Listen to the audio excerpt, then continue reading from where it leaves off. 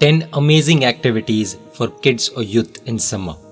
10 ऐसी चीजें या आदतें जो आप अपने बच्चों को गर्मी की छुट्टियों में करवा सकते हैं और ऐसी आदतों के पीछे का कारण क्या है वो भी संक्षेप में जानेंगे। बने रहिए इस वीडियो के अंत तक। एक्टिविटी नंबर 1, शाम को जिनालय में आरती एवं मंगल दीवा करने जाना। सुनकर शायद थोड़ा अजीब लगेगा कि सुबह क्यों नहीं बोला, शाम को क्यों बोला। देखिए, सुबह में तो कई लोग रहते हैं, पूजा आदि जो करने आते हैं वो लोग भी रेगुलरली आरती मंगल दीवा करते ही है। शाम के समय में कई बार सिर्फ पुजारी जी होते या फिर आसपास के 2-4 लोग आकर करते हैं। ऐसे में सोचिए, युवाओं का समूह शाम में जिनालय में इकट्ठा हो जाए तो नज़ारा कितना खूबसूरत लगेगा। एक्टिविटी नंबर 2, दोपहर के समय गोचरी की विनंती। आपके संग में साधु साध्वी जी भगवंत विराजमान है तो लड़के साधु भगवंतों को गोचरी की विनंती करने जा सकते हैं एवं लड़कियां साध्वी जी भगवंतों को विनंती करने जा सकते हैं। गोचरी किस तरह बहरते हैं, कितनी मुश्किलों का सामना गुरु भगवंतों को करना पड़ता है, अगर ये जानना है तो साधु साध्वी जी भगवंतों की अनुमति से गोचरी के दौरान उनके साथ घर घर भी जा सकते हैं। एक्टिविटी नंबर 3, आयम्बिल खाता में सेवा। आज के समय में हम देखते हैं बच्चे अपने अपने में ही रह जाते हैं और कई बार किसी से बात भी करनी हो तो बात नहीं कर पाते हैं। इसका कारण है एक्सपोजर नहीं मिलना। आसपास संघ के आयम्बिल खाता में सबसे ज़्यादा ज़रूरत आठम, चौदस, पांचम आदि ऐसी बड़ी तिथियों को होती है। उस समय बच्चों को कम से कम मिनिमम 1 हफ्ते में तिथि देखकर 1 घंटे के लिए पुरस्कारी के लिए भेज सकते हैं। पुण्य के साथ साथ व्यवहार भी बच्चे सीखेंगे कि किस तरह बड़ों से बातें करना, सेवा भाव भी जागृत होंगे। आयम्बिल करे तो बहुत अच्छा, लेकिन न करे तो जो कर रहे हैं उन्हें करवाने में भी लाभ तो मिलेगा ही। भगवान ने ही कहा है, करन करावन अनुमोदन, तीनों का समान फल है। एक्टिविटी नंबर 4, हफ्ते में 1 दिन अलग जिनालय में पूजा। संघ में रहे हुए जिनालय में परमात्मा के बच्चे रेगुलरली पूजा करते ही होंगे। हफ्ते में एक बार उन्हें कोई भी छोटा मोटा लालच देकर किसी अन्य जिनालय में पूजा करने के लिए कह सकते हैं। इससे शहर में या आसपास में रहे हुए अलग अलग जिनालयों की बच्चों को जानकारी मिलेगी। साथ ही उनसे कहना है कि जिनालय में कौन कौन से परमात्मा है उनका नाम याद करके आना है। सभी जिनालयों में हर रोज अलग अलग छोटे छोटे भक्तों का समूह आएगा तो जिनालय की रौनक बढ़ेगी। एक्टिविटी नंबर 5, हफ्ते में 1 दिन शाम को भक्ति।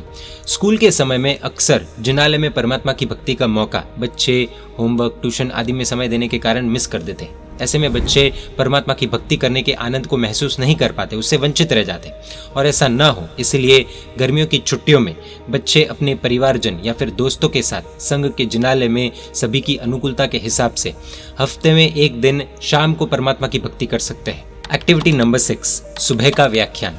स्कूल शादी के कारण बच्चे सुबह के समय व्याख्यान यानी कि प्रवचन में नहीं जा पाते, लेकिन छुट्टियों के दौरान अगर आपके संग में गुरु भगवंत विराजमान है और प्रवचन हो रहे हैं तो अगर बच्चे रेगुलरली जा रहे हैं तो बहुत अच्छा, वरना हफ्ते में कम से कम 3 दिन तो व्याख्यान में जा सकते हैं। इससे बच्चों में जिनवाणी और धर्म के प्रति दृढ़ता मजबूत होगी। जिनवाणी का कितना अद्भुत प्रभाव होता है वो तो हम सभी जानते ही हैं। गुरु भगवंतों की अनुमति से संघ के श्रावक व्याख्यान में आने वाले बच्चों के लिए विशेष प्रभावना भी रख सकते हैं। बहुत सुंदर कार्य हो सकता है और ये सबसे ज्यादा इंपॉर्टेंट है। एक्टिविटी नंबर 7, आसपास रहे हुए प्राचीन तीर्थ दर्शन। छुट्टियों में बच्चों के साथ साथ माता पिता को भी बच्चों को धर्म से जोड़ने के लिए योगदान देना होगा। गर्मियों में बच्चे नाना नानी के घर, हिल स्टेशन, अम्यूजमेंट पार्क्स आदि ऐसे तो कई जगहों पर अक्सर घूमने जाते हैं, लेकिन इस बार माता पिता अपने बच्चों को आसपास रहे किसी भी प्राचीन तीर्थ यात्रा पर लेकर जा सकते हैं। इससे बच्चों को प्राचीन तीर्थों के बारे में, वहाँ के इतिहास के बारे में जानकारी मिलेगी और साथ साथ घूमना भी हो जाएगा, लेकिन वहाँ जाकर तीर्थ की आशातना न हो इसका ध्यान रखना है। एक्टिविटी नंबर 8, हफ्ते में 2 बार विहार सेवा देने जाना। आज के मोबाइल के दौर में बच्चे छुट्टियों में अक्सर घर पर ही रहकर गेम्स आदि खेलते हैं, जिससे कई बार स्वास्थ्य संबंधी परेशानियों का भी सामना करना पड़ता है। इसका सलूशन है विहार सेवा।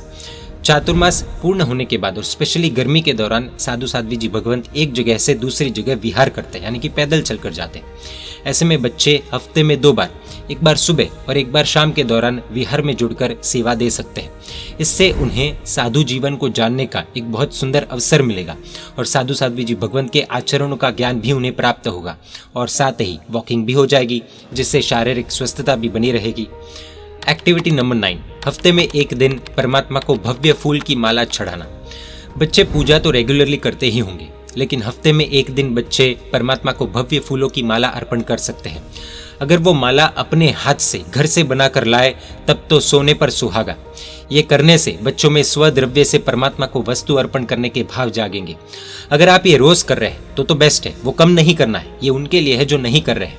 एक्टिविटी नंबर 10, हफ्ते में एक बार मंदिर में भव्य गहुली बनाना। गहुली यानी कि अक्षत से यानी कि चावल से दर्शन, ज्ञान, चारित्र, सिद्धशिला और स्वस्तिक बनाना। बच्चे अपने मम्मी पापा, दादा दादी, नाना नानी आदि किसी से भी तरह तरह की डिजाइन की छोटी बड़ी गहुली सीख कर हफ्ते में एक दिन जिनालय में परमात्मा के सामने भव्य गहुली बना सकते हैं। इससे कुछ नया और क्रिएटिव सीखने को भी मिलेगा और एक नई स्किल भी डेवलप होगी।